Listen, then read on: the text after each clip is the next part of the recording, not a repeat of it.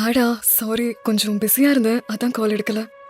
அந்த வேலை வேற ஒருத்தவங்களுக்கு போயிடுச்சு, ஹெச்ஆர் ரெக்கமெண்டேஷன்னால. சாரிடா. நான் உன்கிட்ட வேலை கேட்டேனா? நம்ம பட்ஜெட்டு 400 தான். சரி, லூடோ போட் வாங்கிட்டு வா. ஹாய். ஏய், எப்படி இருக்க? அதை நான் கேட்கணும். பையனா? ஆ, பையன் தானே? Aditya. If you don't mind, என் ஆஃபீஸில் ஒரு ஓப்பனிங் இருக்கு, நான் வேணா உன்னை ரெஃபர் பண்ணட்டுமா? கடவுள் டைரக்டாலாம் வர மாட்டாரு, இப்படி மாறு வேஷத்துல தான் வருவார்ல. டே, உனக்கு வேலை வேணுமா வேணாமா? தெய்வமே, தயவு செஞ்சு பண்ணு தெய்வமே, புண்ணியமா போவோம். ஒரே ஒரு கண்டிஷன். அது என்ன? என் அக்கான்னு கூப்பிடு, பண்றேன்.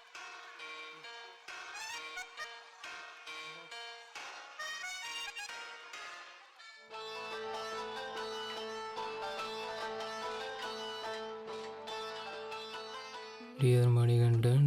ம்? ஏய், என்னடி இது பெரிய பொசிஷன் மாதிரி இருக்கு? நான் இதுக்கு அப்ளை பண்ணவே இல்லையே. So what? You deserve it, my friend. உங்ககிட்ட ஒரு பாசிட்டிவ் ஆட்டிடியூட் இருக்கு, அது ஒர்க் ஆகும். All the best.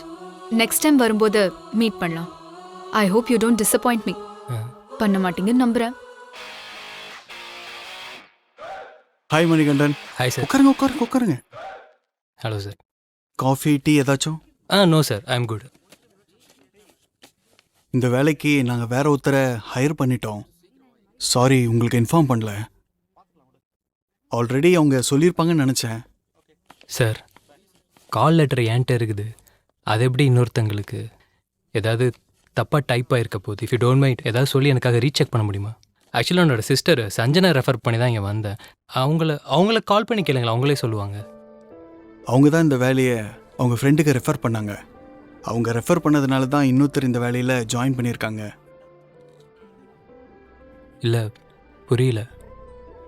நான் சொல்கிறேன்னு எதுவும் தப்பாக நினைக்காதீங்க.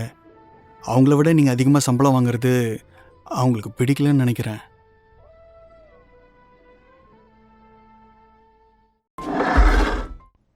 உங்களுக்கெல்லாம் உங்களால் நாங்கள் நல்லா இருக்கணும், உங்களை விட நல்லா இருந்துடக்கூடாது, அதானே? டே, என்னடா இப்படிலாம் பேச